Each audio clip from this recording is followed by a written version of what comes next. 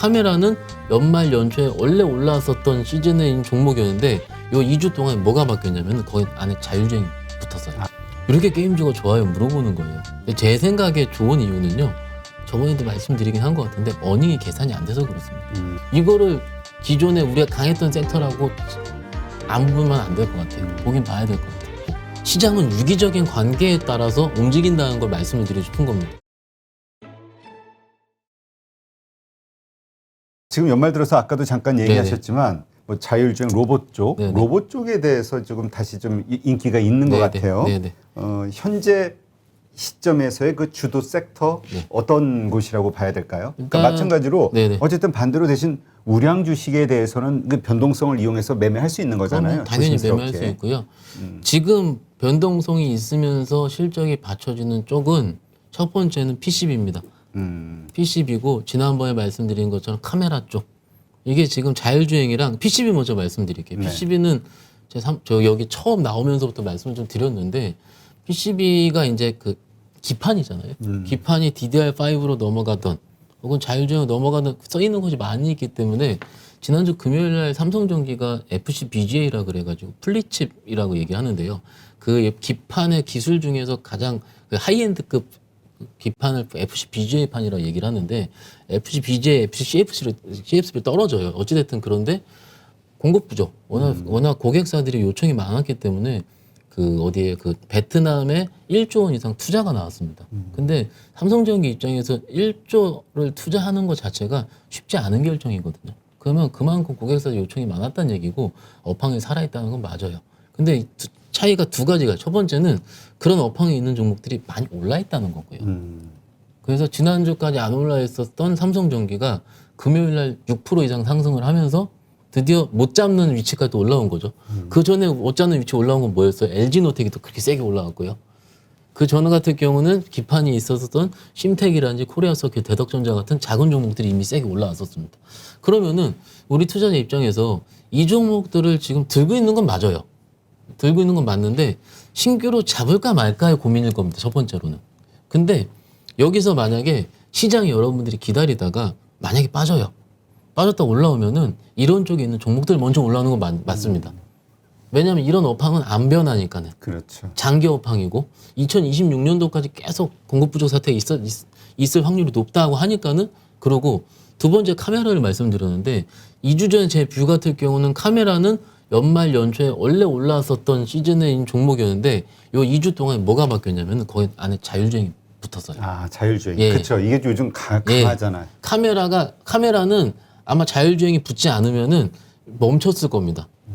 그러니까는 왜냐면은 그 삼성전자에서 내년 휴대폰 출하량 전망치가 3억 대 정도였는데 최근 보고서는 2억 9천만 대, 2억 8천만 대로 나눠 떨어졌거든요.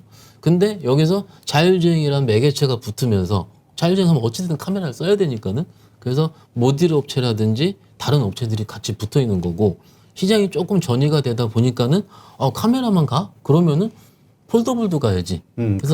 그래서 폴더블 업체도 같이 움직이는 거예요. 그러면은 대부분 이제 뭔가 방송 이런 거 보면은 폴더블 시장이 무조건 성장합니다. 이게 아니고 시장은 유기적인 관계에 따라서 움직인다는 걸 말씀을 드리고 싶은 겁니다. PCB가 가고 자율주행이 붙어서 카메라가 가고 안 갔었던 폴더블이 가고 그러면 적어도 IT 섹터 내에서 이런 쪽 같은 경우는 그러더라도 해볼 만한 섹터로서 우리가 그 묶음을 할 수 있는 거거든요. 그래서 적어도 제가 내일 사셔야 됩니다. 이건 아니더라도 이 안에 있는 종목이 뭔지 그리고 지금 위치가 어딘지 실적은 볼 필요 없습니다. 다 좋으니까는요. 그걸 우리가 볼 필요가 없을 정도 너무 좋아요. 실적은요. 그러니까는 여기서 내가 매수 타점을 어떻게 잡아야 될지가 핵심인 것 같고 오늘 시장 보면 게임주 오늘 다 말씀을 드렸는데 게임주 같은 경우는 오늘 시장이 이렇게 어려웠음에도 불구하고 막상 제가 오랜만에 차트 한번 봐볼까요? 차트 한번 보면은 요 종목이 아니고 컴투스. 요즘 컴투스가 이렇게 회자가 많이 돼요. 그렇죠. 이게 가장 먼저 강하게 올라가네. 컴투스 홀딩스인데요. 얘 같은 경우는 홀딩스. 구게임블. 예. 보면은 지금 전고점까지 지금 다 왔어요 거의. 좀만 올라오면 전고점이거든요. 그건 그만큼 세다는 겁니다. 그렇죠. 예. 그리고 최근에 강했던 종목 중에서는 펄어비스 이런 종목들 같은 경우도 보시면은요 솔직히 이 종목을 누가 조정받았다고 하겠습니까? 그러게. 그냥 예. 이건 뭐 거의 그러네. 네. 조정이라고 보기도 애매하네. 그러니까 그냥 뭐 일부 그냥 기간 조정 조금 했다라고 하는 거지 가격 조정은 나온 게 없고요. 그렇지. 일반적으로 대부분 게임주들이 급락을 했는데 맞습니다. 30%씩. 맞습니다. 급락한 걸 되돌리고 나서 막상 이런 종목들, 소위 이 종목 펄어비스는 코스닥 시가총액 상위 종목이거든요. 시총도 높은 종목들이 이렇게 공고히 올라와 있다라는 점을 봤을 때는 이거를 기존에 우리가 강했던 섹터라고 안 보면 안 될 것 같아요. 보긴 봐야 될 것 같아요. 이렇게 되는 원인을 대부분 저 오늘도 좀 질문하시던데 이렇게 게임주가 좋아요 물어보는 거예요. 근데 제 생각에 좋은 이유는요. 저번에도 말씀드리긴 한 것 같은데 어닝이 계산이 안 돼서 그렇습니다. 이게 도대체 얼마를 벌지 맞습니다. 예상되는 PER이 얼마일지가 예. 안 되니까. 그리고 이제 한 1, 2주 전까지만 하더라도 뭐 NFT에 대한 나쁜 뉴스가 많이 나오다가 한 2주 전부터는 이제 뭐 그 NFT화해서 뭐가 팔렸다라든지 그렇지. 뭐 뉴스 1억짜리가 뭐 팔렸네 뭐 맞습니다. 이런 거. 계속 나오고 그리고 이제 아까 말씀드린 대로 이게 우리 시장의 화두는 위메이드죠. 그래서 이제까지 대장주. 예, 위메이드 같은 경우도 그냥 모르겠어요. 제 내일 뜬다 안 뜬다는 말씀을 못 드리겠는데 나름 60일선을 잘 버티면서 그러더라도 밑거래를 계속 달면서 장중에 움직이려는 모습을 하고 있는 것 같아요. 그러면 위메이드 같은 경우가 개인 투자자분들께서 대주주가 되신 분들이 꽤 있다고 말씀을 드렸는데 그럼 내일까지 팔아야 되니까 여기 굉장히 재밌는 점은요. 이제 수급 한번 볼까요? 기관들은 계속 사고 있다는 겁니다. 아, 그러네. 연기금도 지금 환장하고 사고 있어요. 그러니까는 제가 이제 우리 채널 나와가지고 뭘 사야 되는 팔아야 되는 이 논리는 아닙니다. 아닌데 기관 투자가 외국인 투자자가 어떤 생각을 하고 있고 아까 제가 PCB, 자율주행, 카메라 이런 식으로 유기적인 관계에 대한 거 말씀을 드렸잖아요. 이 유기적인 관계는 꼭 아셔야 돼요. 왜냐하면 이걸 알아야 내가 위메이드가 튈 때 높더라도 잡습니다. 적어도 이게 내가 이해를 못하면은 위메이드는 계속 나한테 높았던 주식이고요. 그렇지. 지금 얼마죠? 지금 17만 원대인데 20만 원이 가도 높은 주식, 30만 원이 가도 높은 주식이 되는 거예요. 그러니까는 이게 지금 대부분 투자자분들이 이거를 밸류에이션적으로 어떻게 계산할 수가 있을 것이며 싸다 안 싸다의 논리를 확실하게 얘기하는 사람은 저 포함해서 없을 겁니다. 당연히 없습니다. 그렇지. 예, 없는데 앞으로의 어떤 생태계가 이렇게 되고 믿으시는 분은 여기 추가 매수를 조정받아 하셨을 거고 믿지 그렇죠. 못하는 분들 같은 경우는 손절을 했을 거고 그 아마 그 강성 주주라고 네네. 표현할까요? 그런 분들은 그 위믹스, 위믹스 저기 차트 보시면서 아시죠? 예. 예, 예. 그리고 가상 그쪽 드레이코 가상화폐. 같이 보면서 예. 그리고 게임도 실제로 한번 해보고 맞습니다. 이런 분들이 예. 아마 버틸 수 네, 있는 네. 자신감이 네. 생길 거예요. 그냥 네. 아 이거 메타버스로 이게 좋대더라 네, 네. 이렇게 하는 분들은 사실 흔들릴 수밖에 없고. 네, 그런 의미로 봤을 때 기관들은 왜 사는 걸지 저도 그것도 궁금하고요. 막상 이렇게 보면은 이게 지금 너무나도 많이 사요. 그러게. 예, 많이 사요. 좀 생각했던 것보다 그 개인 투자자분들은 그 우리가 이제 싸게 그러니까 계속 매도하고. 좀 매도하고 있고 이런 상황이 지금 요 며칠은 좀 지속되고 있다라는 게 맞을 것 같고. 요게 이제 앞으로 1월 달에 어떤 현상으로 드러날 것이냐 네. 이것도 우리의 관전 포인트네요. 매매를 하지 않으시더라도 만약에 기관들이 연말에 개인들의 물량을 받았던 주식이 1월 달에 어떤 식으로 반영됐는지를 내가 확인하는 것도 충분한 스터디가 될 수 있거든요. 그렇죠. 예. 정말로 제가 저번에 어떤 분한테 얘기를 들었는데 이 얘기를 하시더라고요. 그 박 차장 같은 경우는 과거에 이랬던 걸 미리 얘기해서 좋다. 이런 얘기 하시더라고요. 저는 근데 매년 봤었으니까는. 근데 그거를 제가 저는 매매를 했었지 않겠습니까? 그렇죠. 그거를 기억하고 안 하는 것 자체가 내년에 나를 얼만큼 내가 스터디되고 하는 게 다르거든요. 그렇지. 그냥 의미 없이 지금 시간을 보낸 사람하고 지금 뭔가 그걸 뭐 기록하면서 기억에 메모리를 맞습니다. 해놓는 사람하고는 맞습니다. 완전히 틀리죠. 엄청 틀릴 겁니다. 그게 다 쌓여가는 과정이니까는 뭐 한 주도 없다. 괜찮습니다. 그러더라도 이런 것들을 계속 스키마 시켜서 매매에 발전시키는 게 맞다라고 생각을 하고요.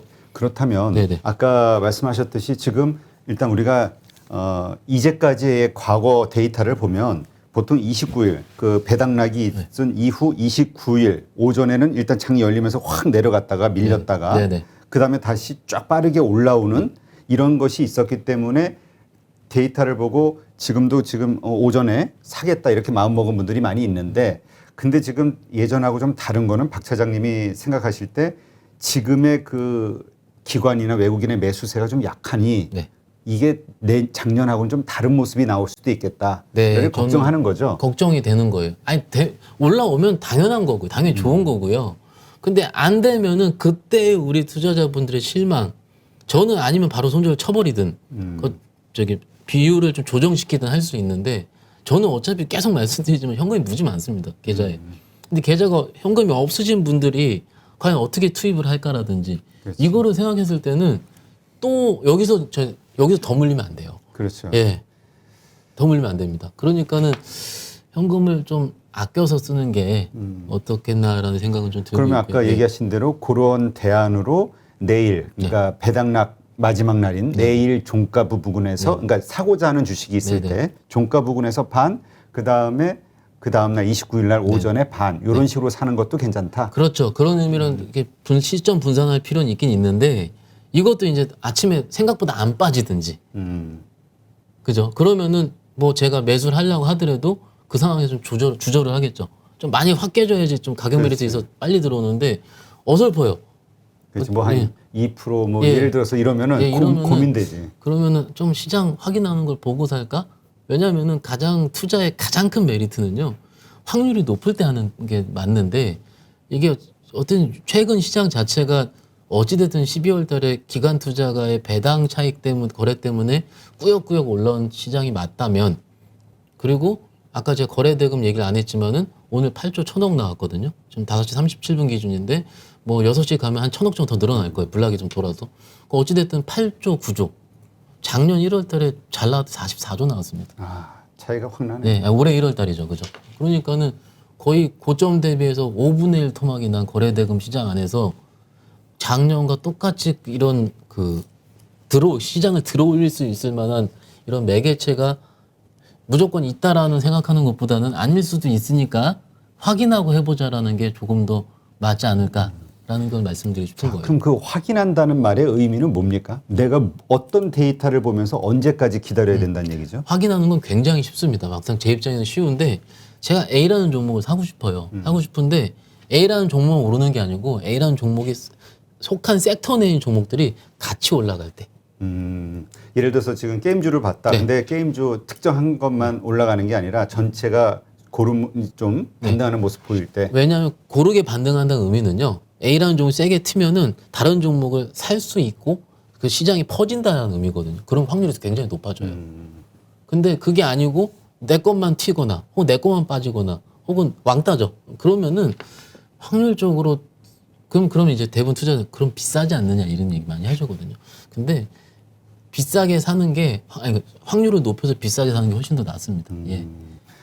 그렇다면 지금 내가 살려고 하는 어떤 주식이 있어요. 예를 들어서 그냥 우리 그냥 게임주 얘기했으니까 네네. 게임주를 살려고 해요. 위메이드를 살려고 해요. 네네. 그러면 내가 옆에 창을 쫙 해서 게임주들 뭐 펄어비스니 뭐 컴투스니 홀딩스니 뭐 쫙 옆에다 놓고 전체 흐름을 보면서 전체가 같이 움직이는 것 같은 모습을 보인다. 네. 그럴 때 사고 맞습니다.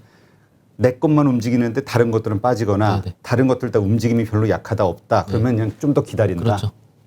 29일 전략으로. 29일 달. 예. 그리고 보면은 근데 이게 그때 이제 아마도 이제 여러 가지 레포트들이 많이 나올 거예요. 그렇죠. 예. 레포트들도 확인하실 필요도 있고요.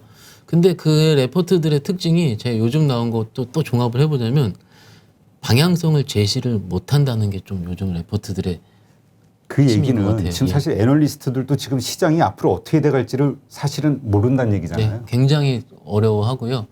제가 좀 전에도 오기 전에도 이제 뭐 애널리스트랑 통화를 하고 왔는데 제가 마지막에 이랬어요. 결국 모른다는 거잖아요. 그냥 이랬어요 제가. 그렇지. 아니 이번에 전부 리서치 센터장들 그 뷰 내놓은 거 2022년 다 2,800에서 3,400, 3,300 똑같잖아 오늘 올해하고. 그러면서 항상 끼는 말 종목 장세, 개별 종목 장세가 펼쳐질 수 있다.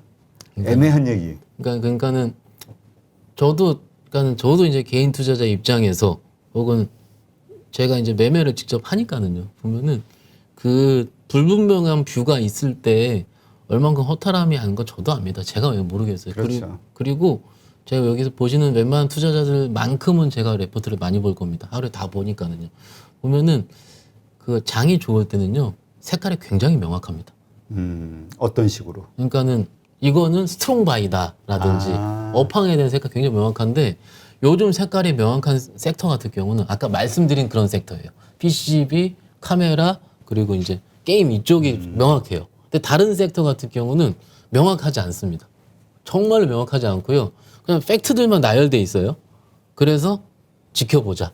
이런 식의 레포트들이 많이 있으니까는요. 근데 이제 투자자분 또 얘기를 하시죠. 그러면은 명확한 섹터가 위에서 물리면 어렵다 이거 얘기하시는데 그러더라도 그쪽에서 물려야지 올라올 때 빠르게 빠져나올 수 있습니다. 예. 그렇다면 그 얘기는 우리가 29일이 됐든 28일 종가, 29일 뭐 시가, 뭐 어떤 식이 됐든 지금 연말에 내년을 보고 어떤 주식을 선택한다고 하면 그 섹터의 뷰가 산업 섹터, 그 섹터가 분명하게 강할 것으로 되도록 많은 증권사 리서치에서 이야기하는 섹터의 주식을 고르는 게 낫다. 그게 저는 맞죠. 무조건 맞는데 좀 전에 말씀을 드린 것처럼 높다라는 게 문제죠. 가격대가 가격대가 이미 올라 있거든요. 그러니까 투자자 입장에서는 아마 그럴 거예요. 아 이렇게 많이 올라온 걸 사느니 저기 아직 안 움직이고 내려가 있는 거 그거 사서 기다리지. 이게 더 쉬운 유혹일 것 같아요. 그러니까는 제가 그런 의미로 봤을 때 제가 요 얘기는 한번 해볼게요. 요 얘기는 제가 제 거 개인적인 유튜브 채널에서 얘기하긴 한 거예요. 그래요? 했는데 리뷰 삼아 말씀을 드리자면 지난주 금요일 날 현대차에서 엔진 사업부를 철폐했습니다. 그렇죠. 예, 엔진 사업부를 철폐를 했는데 철폐한 다음에 자동차가 움직이기 시작을 했고 지난주 금요일 날 종목들 보시면은 자동차 부품 섹터에 있는 종목들이 굉장히 세게 움직였어요. 그럼 지금까지 현대차가 전기차를 안 했던 것도 아니고 단순하게 엔진 사업부 하나 철폐했다는 걸로 기관 투자가 종목을 쓸어 담더라고요. 그러면은 자동차가 갈 것 같으니 그러면 저희가 5월 달에 현대차가 위아가 움직일 때 기억해보면 그때 움직였던 종목들이 있을 겁니다. 그때. 왜냐면 자동차가 갈 때 어쨌든 부분적으로 움직이는 그렇죠. 거고. 그때 현대 위아가 가장 강한 모습이었죠. 위아만도 굉장히 강했었죠. 근데 그때 강했던 종목들이 몇 개 있어요. 중소형 조단에서. EGMP 공정에 들어가는 종목들이라고 얘기를 하는데 그 종목들을 가지고 우리가 과거에 생각했던 걸 가지고 다시 스터디를 해볼 수가 있는 거죠. 근데 그거는 여러분들께서 5월달, 6월달에 매매를 안 해보셨으면 기억이 안 납니다. 그렇죠. 예, 기억이 안 나고 제가 레포트 찾아봤거든요. 안 나왔더라고요. 부품 섹터 밸류에이션 좀 보고 싶은데 안 나왔어요. 뭐 제가 못 찾는지 모르겠는데 적어도 부품 섹터에 있는 리스팅을 하고 저 두 가지 밸류에이션 어쩐지 그리고 납품처가 현대차, 기아차에 있는지 글로벌 완성차로 다변화되어 있는지 작년 수주가 언제 요 정도는 비교를 해봐야 돼요. 제가 종목 뽑을 거면. 근데 그거를 제가 직원한테 아침에 가서 저보다 공부 더 열심히 한 친구도 있어. 그래서 물어봤어요. 봤니? 이러니까는 그거는 선배 회사 가봐야지 알 것 같아요. 그럼 탐방을 가야 되는데 요즘 답답한 게 그거죠, 대표님. 코로나 때문에 탐방을 제가 최근에 한 1년 동안 못 갔습니다. 한동훈 대표는 그렇죠. 제가 몇 년 전에 진짜 많이 다녔거든요. 그래서 탐방도 한 2년 다니면 대충 와요, 감이. 근데 보통 탐방을 가면 우리가 그런 거 있잖아요. 실질적으로 질문을 하면서 얻는 것도 있지만 딱 들어가면 그 공기, 분위기가 확 느껴 잘 되는 것과 그거는 엄청 있습니다. 안 되는 것과의 그 차이. 답답한 데도 있고요. 얼굴 표정부터 틀려. 그럼요. 승기. 그럼요. 그리고 여기 좀 약간 사기를 칠 것 같은 데도 있고요. 아닌 데도 있고요. 너무 그러니까 뭐 예를 들어서 이제 너무 모든 정보 오픈에 열성적인 곳이라면은 조금 주의할 필요는 있고요. 맞아요. 예. 너무 적극적으로 회사 괜찮다라고 얘기하면은 다 얘기해줘요. 조금 불안해. 그러니까 다 알고 있다는 얘기니까는. 어쨌든 그래서 요런 그 이제 과거에 우리가 매매를 하고 매매를 하지 않더라도 봤었던 거에 대한 그런 것들이 충분히 여러분들한테 기억이 있을 거예요. 그러니까는 제가 아까 말씀 PCB, 카메라든 뭐 반도체 소부장이든 많이 올라있는 쪽이 하기 싫다 그러면은 다음 타자를 기다릴 섹터를 찾아야 되는데 그 섹터는요 오르고 난 다음에 레포트에서 알려준다는 거죠. 그렇죠. 예. 보통 미리 예상하진 않아. 그냥 네네. 있는 현상에 대해서 이야기해 주지. 네네. 근데 그러면은 그 레포트화되고 시장에서 뭔가 그 회자, 뉴스화되는 것 자체의 시기가 다음 주일지 모르잖아요, 우리가. 그건 뭐예요? 분할입니다, 그래서. 섹터가 예상이 돼요.